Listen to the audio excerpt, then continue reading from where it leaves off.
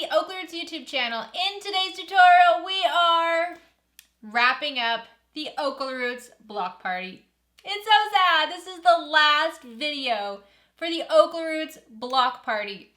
So if you've been here from the beginning, thank you so much. If you joined halfway through, if you're just starting now, I hope that you're loving this. I hope that you're treasuring the quilt that you're making. However you're using the blocks, whatever you're doing with this, I hope that it brings you some joy and helps provide any sort of piece that you might need. Today we are going to add the binding first to our quilt, and then I'm going to show you a little bit on how to hand quilt sections of this. So remember last time we did some machine quilting. You could definitely leave it at just the machine quilting, but I like to do a very loose machine quilting, and then inside each of the blocks I'll do a little bit of hand quilting.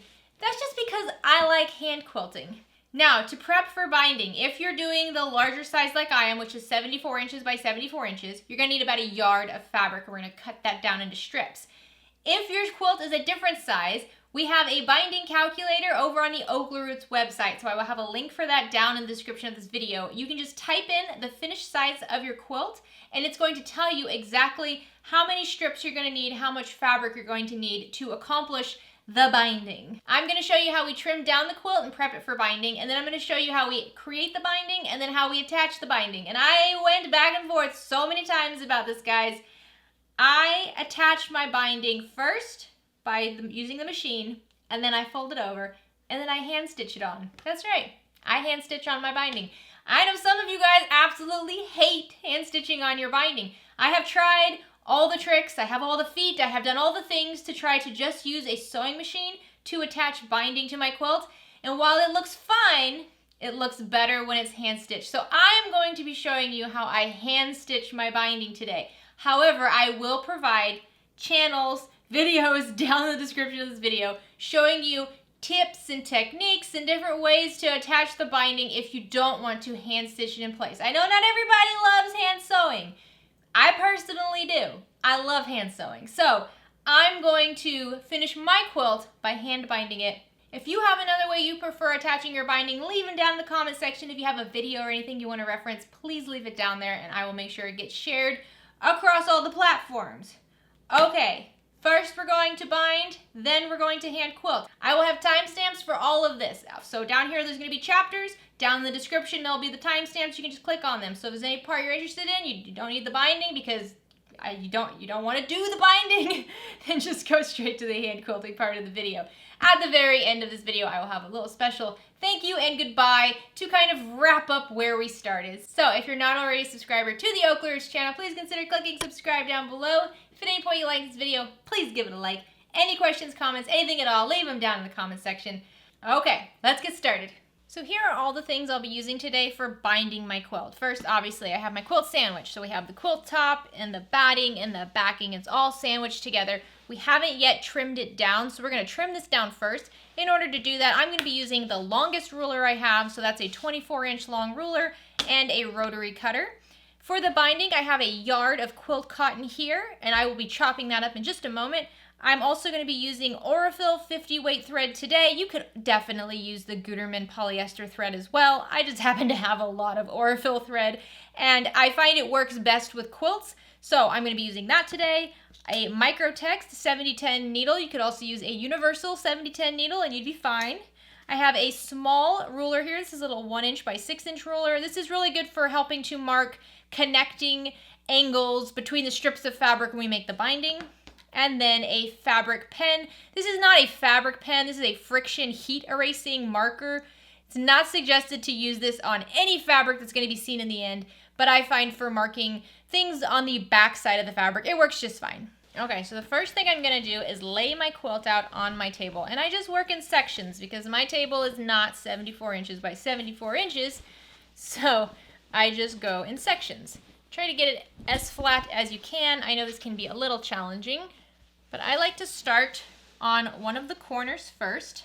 Now, it is very likely my quilt is going to fall off the table. Bye! So do your best to fold things, use weights, do whatever you need to keep your quilt in place. Because the last thing you want is to grab your rotary cutter and start cutting, and then all of a sudden your quilt moves and you're cutting somewhere you don't want to cut. That would be terrible. Okay, so don't do that. So I have my bottom corner right here. And I know a lot of quilters are very, very particular about making sure they get right angles and everything is perfectly squared up. Shocking, I know. I'm not that particular about that stuff. So I'm just making sure it's for the most part squared up on my ruler. There we go. And I'm just going to start trimming. Sometimes I will trim a little bit of the sashing, like a little tiny section of the sashing because it's a little wavy. That's okay. Sometimes when I trim this, the sashing will be kind of waving in. So there'll be like right here, a little tiny bit of the batting peeking through. Again, that's okay. When I attach this with the binding, it's all going to be hidden anyways. But while I'm here and I have my ruler squared up, I'm also going to cut along the bottom just like that. And I will revisit that later. So now I can just pull my quilt top up, and then I'm gonna line up about 4 or 5 inches with a strip that's already been cut. So right along that edge, just to make sure I keep it for the most part nice and straight. And then I will just continue trimming as far as I can go. And I just move in sections just like that. Is it gonna be completely perfect? No, it's not. That's okay. In the end, you'll never be able to tell. So you can see for here, when I kind of line up my ruler as best I can, I have quite a bit of the sashing kind of peeking through over here on the side. I'm just gonna cut it off. That's what I'm gonna do, I'm just gonna cut it off. So once I get up to this next corner, I'm not so worried right now about the right angle. I'm just gonna keep trimming all the way off the edge. There we go.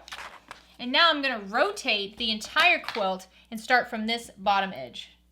All right, you can see that I have this edge already trimmed down here.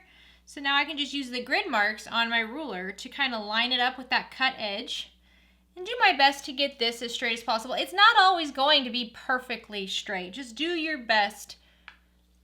Just do your best. And then just continue cutting around all 4 edges of your quilt top so you get all of this extra batting and backing removed. We only want the quilt top size left. Alrighty, once you have the quilt top all prepped, we can put this to the side.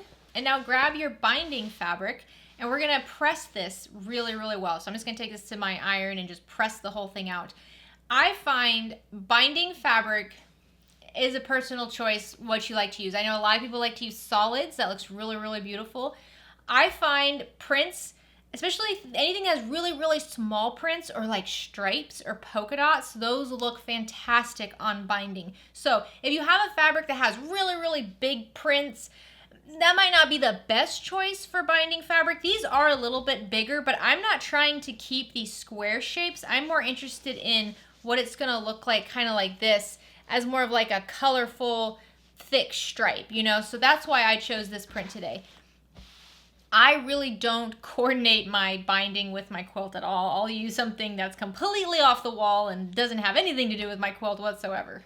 So if you go to my website, OklaRoots.com, and you click on the menu item Quilts at the top, and then click the Binding Calculator and Tutorial, that's going to take you to a video that I made going over how to bind a quilt, but it's also going to bring you to the binding calculator. And so what you're going to do is you're going to put in your quilt top height, so for us 74 inches, quilt top width 74 inches, how wide of a strip you want to cut your binding. So my standard is 2.5 inches. That's how I usually like to do it. If you want a really skinny binding, maybe go down to 2 inches. And then your binding width of fabric. So that's, most fabric is 44 inches wide. To be safe, I always put in 38 inches so that way I have a little bit extra. And then click calculate.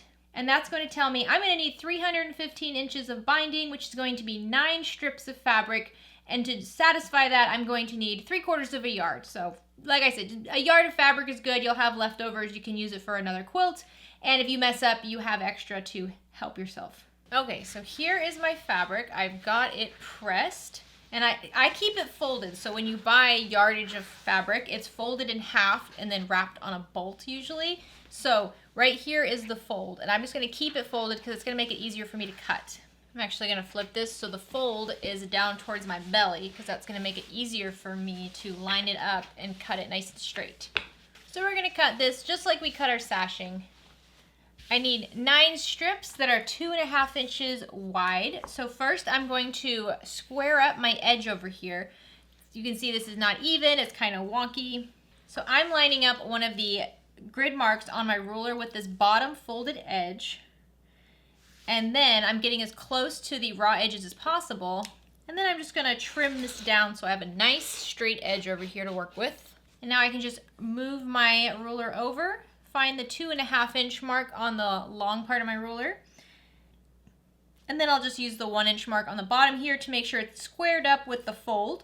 And now I can just slice along this edge over here to get my strip. Now here's the thing about binding. Binding is going to be folded in half a few times. So if this isn't perfect, if it's a little wonky on the sides, don't even worry about it. This isn't like a sashing strip or a strip for a quilt block where it all really needs to be straight. If it's a little off, it's going to be fine. So repeat this and get yourself 9 strips. Alrighty, here we go. Now we have our 9 strips of fabric. Now what I'm going to quickly do is just trim off the little raw selvage off of the ends of each of these. So one side is folded, leave that side folded, don't cut that off. But you can see the other side here with the raw edges, they have like little dots here. That's just the very edge of the fabric. We don't want that, so I'm going to trim that off on each of these. So I can just use this small ruler here and my rotary cutter, and I should be good. Alright, once you have all of these prepped and ready to go, we just have to connect them into one nice long strip. So take one of your binding strips and unfold it and lay it right side up. Grab another binding strip, unfold it, and lay it right side down and perpendicular, just like this. And what I find easiest to do is grab my pen and I just mark on the back of my top strip where the bottom edge of the bottom strip is. So I'm just marking that. And then I can just move this to the side and I can draw a straight line from the wrong side of the top piece on the top left corner all the way down to my marked line. There we go. So now that is my stitch line. So when I attach this back, lining up those top and side edges, I'm gonna grab some pins here. I've been asked recently why I use pins with my quilt blocks and not the clips. I like to use pins with really thin material because I find that the clips, the thin material just slips out of the clips too much. With thicker material, those clips are fantastic, but for this thin quilt cotton, pins work best. There we go. So now that I have that attached, I'm going to take that top strip and I'm just going to move everything out of the way, flip it right side up, grab a new strip, and then unfold it and flip it right side down and repeat this process. So I'm just attaching each strip to each other just like I did that first one. I'm going to find that bottom edge and then I'm just going to draw a diagonal line from that bottom edge up to the top left corner. And then I can just lay them perpendicular, line up those edges, attach a couple pins, and continue on. So I'm going to do this for all 9 strips. Alrighty, once we have all of this pinned, let's take this to the sewing machine and let's sew along each of our marked lines, just bottom to top. I don't backstitch at the beginning and the end. I don't really find I need to. If you want to, go for it. But we're just stitching right on top of our marked lines.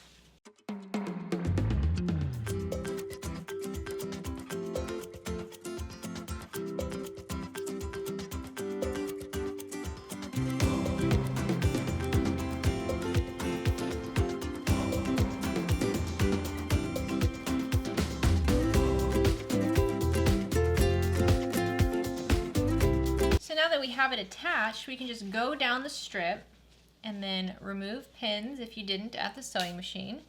And now we're just going to cut this little triangle off the end, leaving about 1/4 inch to the right of those stitches, just like that. So when I press it, I can press it open nice and flat. So I'm going to go along the entire strip, removing pins and cutting down those corners. Okay, now it's time to iron our binding and form it. And I forgot to show you, I like to use these to hold my binding after I fold it. So this is called a binding baby. They have so many different designs. It's just amazing. I absolutely love these little guys. They're so fun, so useful. So I'm going to be attaching my binding to this after I have it folded. So I'm just going to start on one edge and I'm going to fold it long sides together, wrong sides together, and then just press.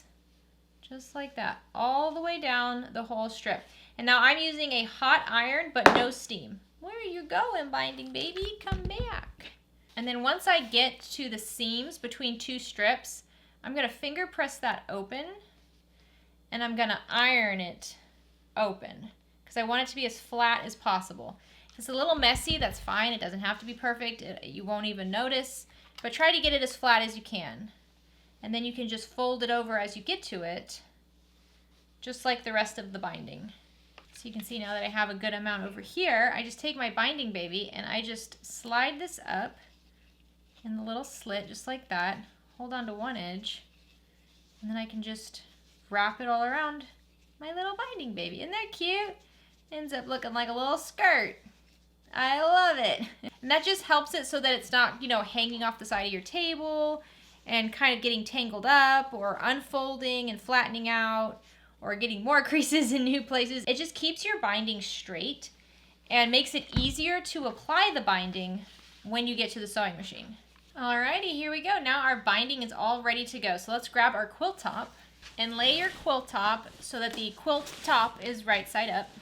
And I always like to start in the middle of one of your longest edges. So if you have a rectangle, you don't have a square, you want to start on one of the longer edges. And now I'm going to grab a ruler and I am going to mark a 12-inch opening right on the edge in the seam allowance of my quilt top.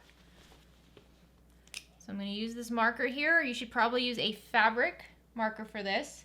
Now I'm going to grab my binding and I'm going to pull out my binding and I'm going to align the left raw edge here with my leftmost mark, and the raw edges are going up against the same edge as the raw edges on my quilt top, so the folded edge is down towards the center of the quilt. There we go. And I'm just going to clip this in place. You could also pin it in place if easier. There we go. And now this mark right here is going to be my stopping part. So once I get to that part, I'm going to stop stitching here and backstitch. This mark over here on the right is my starting mark. So now we're just going to go to the sewing machine and we're going to stitch this on at a 1/4 inch seam allowance, stitching the binding right along the edge all the way until we get to this corner over here. And once we get about 1/4 inch away from the edge of this corner, we're going to backstitch and stop, and I'm going to show you what we do at the machine. So always make sure you're keeping your quilt up and off the floor. You don't want it pulling on you while you're trying to sew this. So you might just have to stop a lot and readjust. Here's my pin where my starting point is. So I'm just going to line that up. This is easiest as well if you're using a walking foot. And I'm just using a 1/4 inch seam allowance here. You could definitely use a bigger seam allowance if you'd like. If you want to use a 3/8 inch, that should be okay. So I'm just going to go along this entire edge until I am a 1/4 inch away from the end.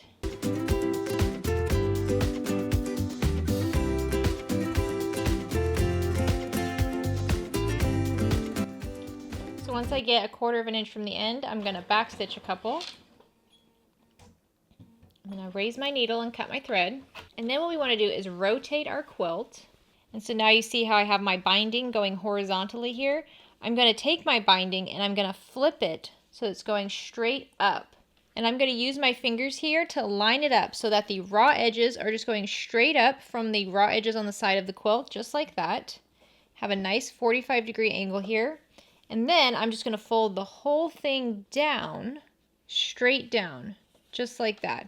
So now you see it looks like I just have a single fold right here, but really if I lift it up, it's like a little triangle mountain. You see that? So let me show you one more time. I have it horizontal. I'm going to flip it up so that it's going straight up, just like that. And then I'm going to flip it, holding it down. I'm holding this bottom corner down with my finger. I'm going to fold this down so that the top fold goes along this top edge right here, and the raw edges go over here on the side. And now I'm just going to sew along this top corner all the way down at a 1/4 inch seam allowance. And I like to add a little back stitch at the beginning. There we go, and that's going to allow us to wrap around that corner really neatly when we're hand binding.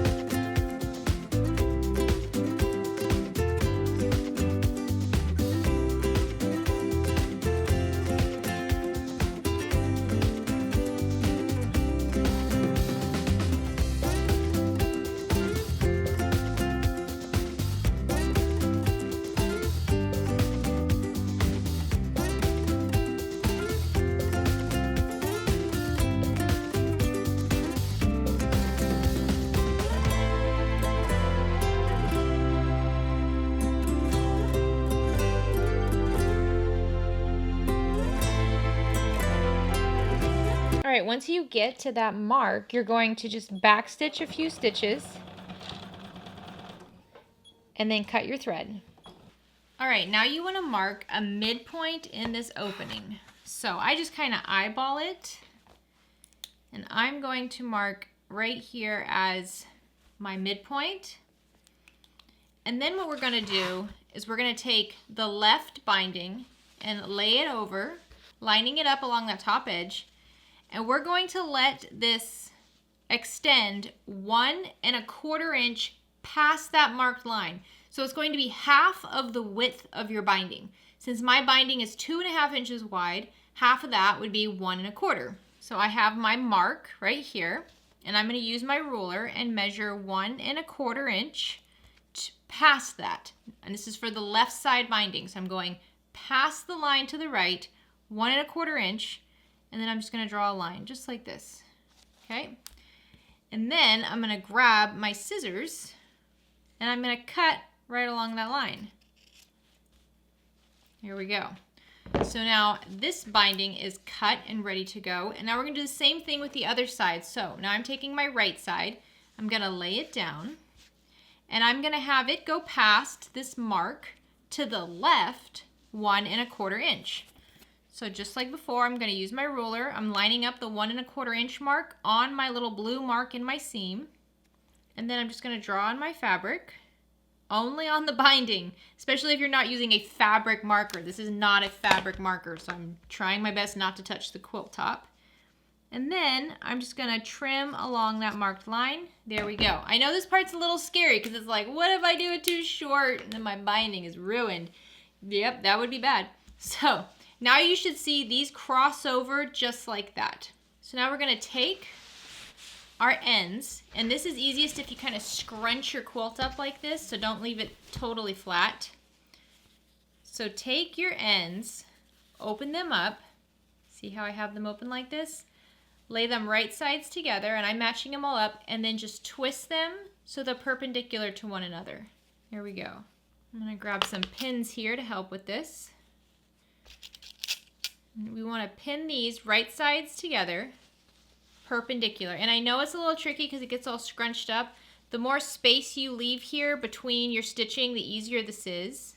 And there are lots of tools out there to help you with this as well. There are lots of different methods to this. This is just what I found to be easiest.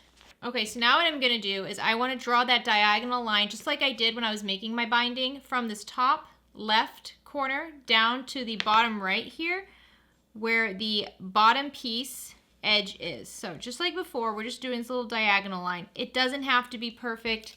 It's okay if it's a little messy. Mine always is. I think it's okay. Alrighty, once you have those sewn together, you can just trim along that edge. Here we go. And now open it up. You can flatten those seams. You can definitely iron this here if you'd like. I don't, but I probably should. So flatten those seams and then fold the whole unit in half again. You can actually just like tug on it and it will all just naturally fold in half. And I'm just going to use some of my clips here to hold it in place. So we just have that one section here that's not attached to the quilt top. So let's line it up and clip it on there. And it should be the perfect size. It shouldn't be too short, shouldn't be too long. Should be just great. There we go. So now we're going to go back to the sewing machine, and where we stopped, we're going to start again, and you can backstitch here, and then just go all the way down, attaching this last piece of binding until you get back to your starting stitches, and then you're done attaching the binding with the machine. Okay, so now let's talk about hand binding this. Pretty much what we're doing is we're just going to take this binding, fold it over, just like that, and then we're going to sew it onto the back. Could you do this on the sewing machine? Yes, you definitely could. You could fold this over and then just run right along the edge and sew it on. If you wanted to do it that way, I would suggest attaching the binding to the back first and then fold it over to the front and attach it to the front. If you're hand binding, it's usually best to do it the other way because it's going to be cleanest on the front here. You're going to have a nice clean stitch line just like that. And then if it goes a little bit farther on the back, that's fine. That's where we're going to be hand binding. It's not quite as noticeable. So when doing hand binding, I like to use clips, small scissors. These are just some Clover Gold Eye embroidery needles, numbers 3 through 9. I'm not that picky about my needles. I got to be able to thread them and use them.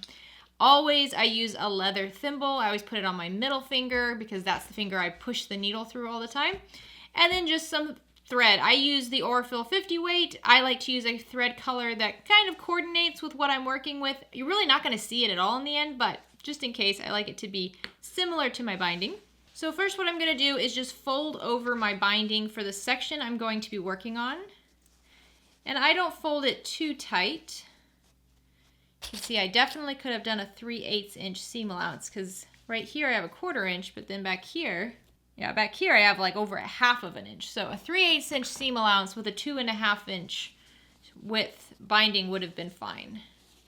So I'm just going to add a few clips here to get it started. There we go. And now I'm going to thread my needle. So I have my little leather thimble on my middle finger, and then I'm just going to pull maybe 24 inches. I do like 1/2 of a wingspan or so. I'm going to grab a needle, whichever one looks friendly. You look friendly. There are lots of needle threaders out there if you need to use those.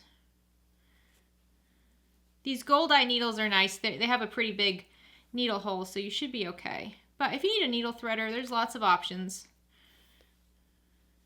And then what I do is I just pull the two ends to meet one another. So my needle is pretty much on the midpoint of my thread.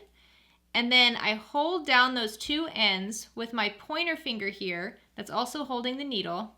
And then with my left hand, my free hand, I wrap the thread around the tip of the needle, so the pointy sharp end of the needle, 3 or 4 times.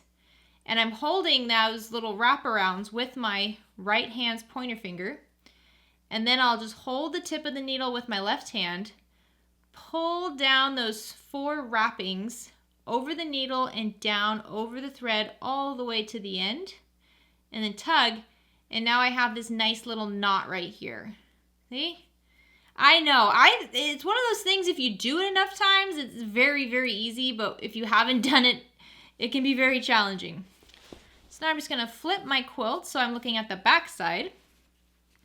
I'm going to insert my needle into the backing, but not going through the front. So it's just going to go underneath the backing fabric once and then pop back out.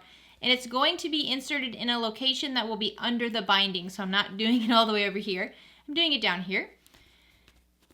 And then just pull it all the way. So my knot should be nice and tight in there. And I can just wrap the binding over that so I don't see it anymore. And here's what we want to do. I feel like I can never quite show this perfectly. So you see how my thread is sticking straight up away from the binding. I'm going to take my needle and I'm going to insert it into the backing right below this folded edge of my binding, right behind that thread.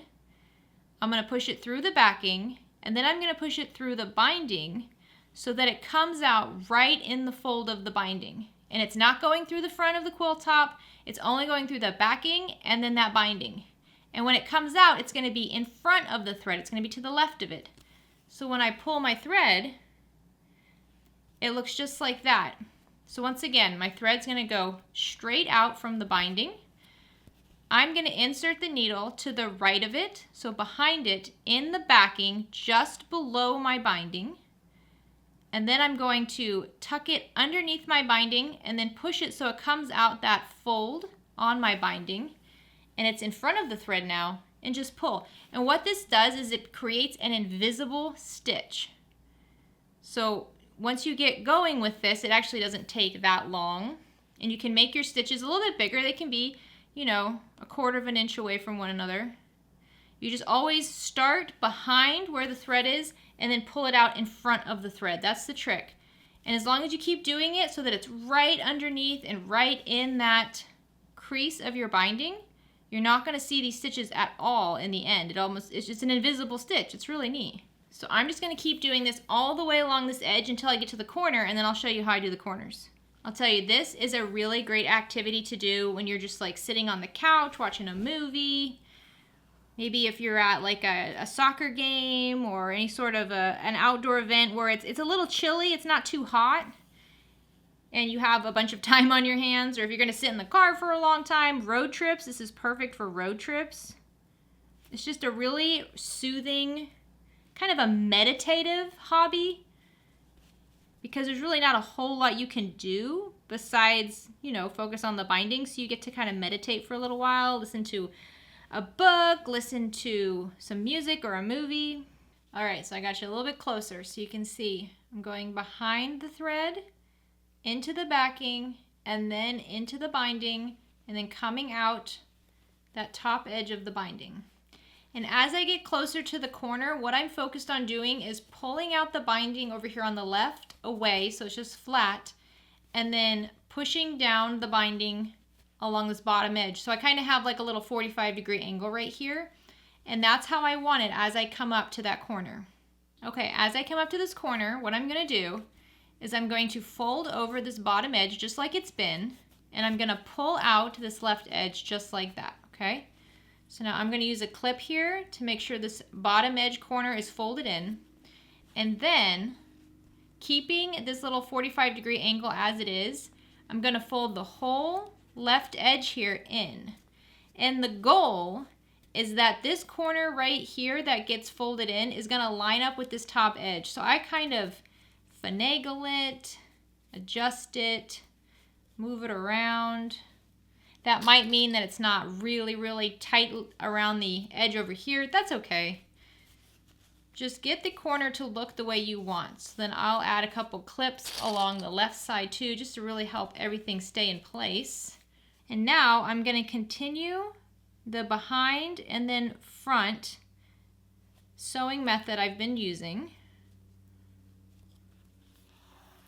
all the way until I get to this corner here with the side binding and the bottom binding meeting up.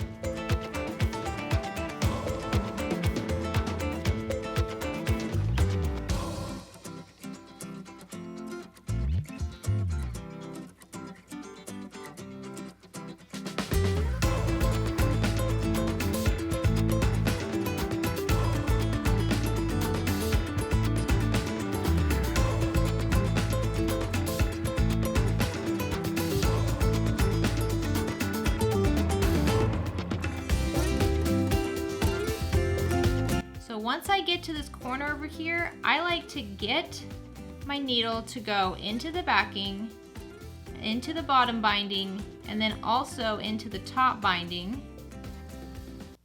In the fold the best I can. There we go.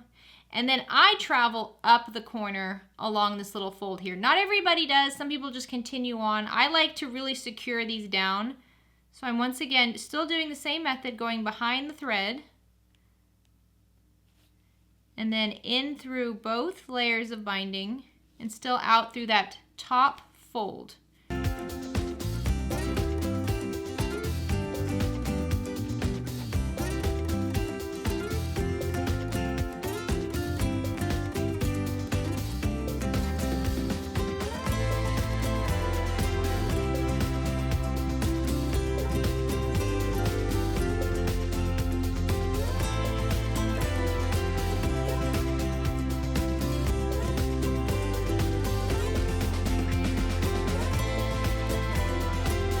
So we use our quilts a lot. We are not gentle with them. We throw them in the washing machine, in the dryer.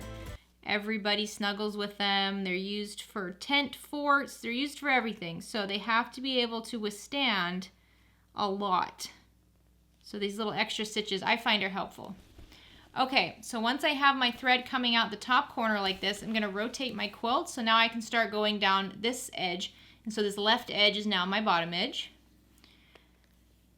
I take my thread and I just weave it right underneath the binding until I can come out on the top fold right here of this new side. And then I'm just going to continue on like I did on the other side. I'm going to go behind and then poke it out in front in the fold of the binding and go along this entire straight edge. Okay, once my thread gets a little short, probably about 6 inches long or so, what I do is, right now it's coming out of the top edge of the binding. I'm going to insert it into the backing where it's nice and far down, close to the raw edge of the backing. So this will be underneath the binding. And I'm just inserting it in through the backing and poking out the backing, just like that. I'm going to do it again. Insert it kind of where I inserted it before, poke it out again. So I'm just kind of going and wrapping my thread around the backing a few times. And then on the last time, I'm gonna insert it into the backing, take it out of the backing, and see how I have this little thread loop right here? I'm just gonna put my needle through that thread loop. And tighten it off. So now I have a nice little knot. So now, just to make sure that I don't have to worry about this, I'm gonna insert my needle into the backing right next to that knot. And again, it's staying in the backing, and I'm just gonna push my needle about 1 inch through the backing, not going through the front still, and then poke it out the backing. And that way the tail, right after that knot, is being hidden in the quilt. So the tail's still there, it just provides a little bit more security. And now I can trim this down right next to the fabric, kind of rub it with my finger, and there we go. Now we have part of our quilt bound. It looks nice and clean from the front with these little lines. And then on the back, it looks really nice with those hidden stitches. So that's how you're gonna bind the entire thing. I know it's a lot. I know it's a lot. You can use your machine, that's fine. But I do think it's worth it to take some time, relax, and bind your quilt. All right, so let's talk hand quilting. So I'm just using another one of those needles from my little multi-pack. This one's a little bit bigger, it's a little bit thicker, and it has a bigger eye, which is what I want because I will be using a thicker thread. Now this is a 12 weight thread from Aurifil. I love this because I like a thick thread when I'm hand quilting. I like that chunky look, you know, it allows me to really feel like I can kind of etch out a design.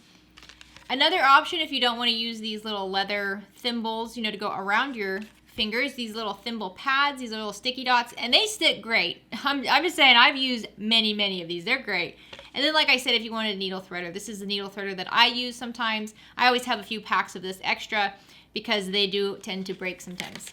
Okay, when I hand quilt, I kind of freehand hand quilt. I don't really have a plan. I just kind of like follow little areas. I just do what I want as I go. You could definitely use a tool to mark your lines and then hand quilt it. You can use chalk to do that as well. I just do it freehand. And I like to use thread that coordinates enough, unless I'm not the best hand quilter, so I don't like it to contrast too much. So just like I did with the binding, I'm going to take about 24 inches of thread and cut it off. And I do double up my thread even when it is this thick. I think it looks really nice. I know not everybody does though. So I'm gonna thread my needle. Once again, pulling the ends of my thread to meet at the bottom. This is shredded a bit. And I found that with this thread, it does shred a bit after it's been gone back and forth a lot. So don't make this too long. You'd rather go through more strings than have it shredded and then trying to figure out how to pull it out and tie it off and get it back to where you need it to be. So I'm just gonna wrap it around my needle about 3 times, 2 or 3 times. We don't want the knot too big because we gotta get it in there. So the first thing we gotta do is get this knot in between the quilt top and the quilt backing. I know. So I'm gonna find a seam here and I'm just pushing my needle in through the seam. And then I'm gonna pull it out somewhere I'm going to actually want to quilt. So I'm just gonna push it over here because I'm gonna quilt right underneath this triangle here. So I'm pushing the needle out where I want to quilt, but I pushed it in through that seam. And then I gently tug on the thread and then also tug on the fabric, and you'll hear it just pop in. See that? It just popped right in there. And now my knot is between my quilt top and my quilt backing because I did not have this go through the back at all. And now all I have to do is I just hold my left hand underneath the quilt, and sometimes I'll pinch it like this to make it easier. And I insert my needle through the entire quilt. So it's going through the backing. I can feel the edge of the needle on the back here. And then push it back up. And you can kind of rock it back and forth 2 or 3 times. Just like that. And then pull. And there's some hand quilting. So let's see. For this one, I think I'm just going to kind of trace the outer edge a bit. And inside these triangles,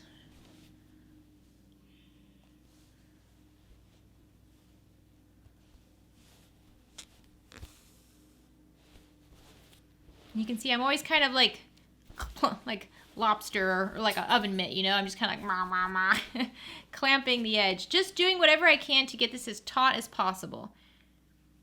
I don't know if you noticed in my sewing room, but I have those giant hoops. And those are also great for hand quilting because you can just hoop your quilt in it nice and loosely. and it'll keep your fabric really taut, especially if you didn't do a light quilting on the machine. You're gonna want that fabric to be nice and taut while you do this. You don't want it going all over the place. So those hoops are great for that. And I have to always move my entire quilt around as I'm quilting. I can only quilt in one direction. So I can only quilt right to left. I can't quilt left to right, so.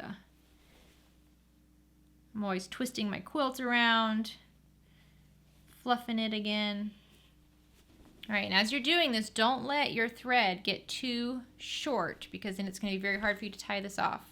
So when I tie this off, I'm gonna do it kind of in a similar way as when I started. So I'm gonna insert my needle into the quilt top, only the quilt top, where I want my next stitch to go.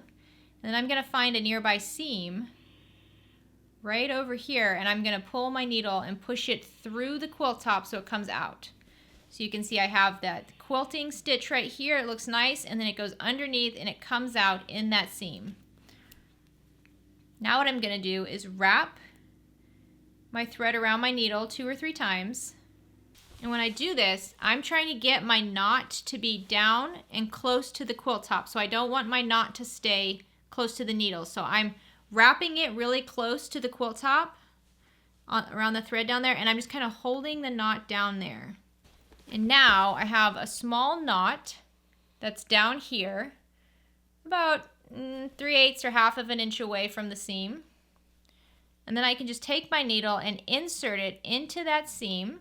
Again, only going underneath the quilt top here. My needle is in between the batting and the quilt top. And then push it out anywhere, just like that. And now pull on the needle with one hand while you kind of tug on the fabric with the other hand, kind of loosening it up. And you'll hear that knot just kind of pop into the seam. So now the knot for this is hidden in there. I can grab my scissors, trim down the excess thread so the tail and the knot are now inside my quilt. I don't have to worry about them anymore.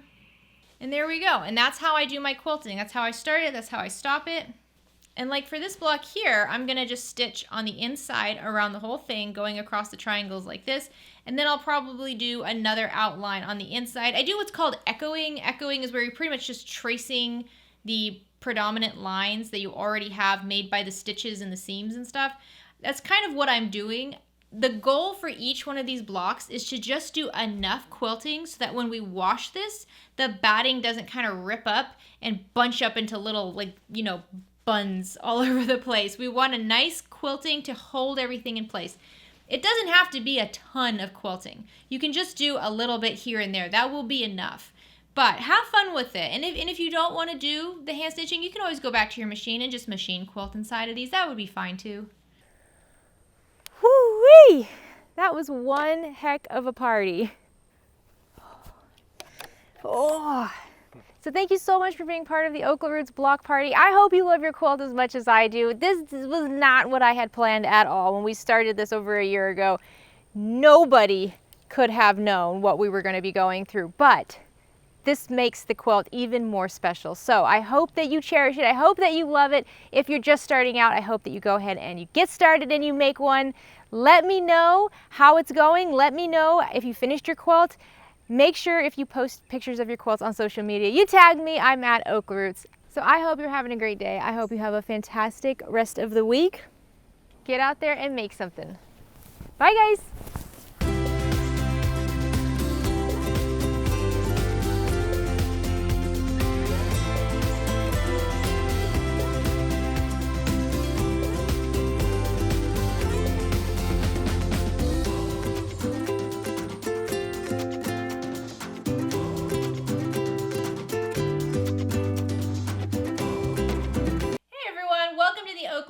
YouTube. So thank you so much for being part. Oh, I forgot the quilt. That was the whole thing I was gonna.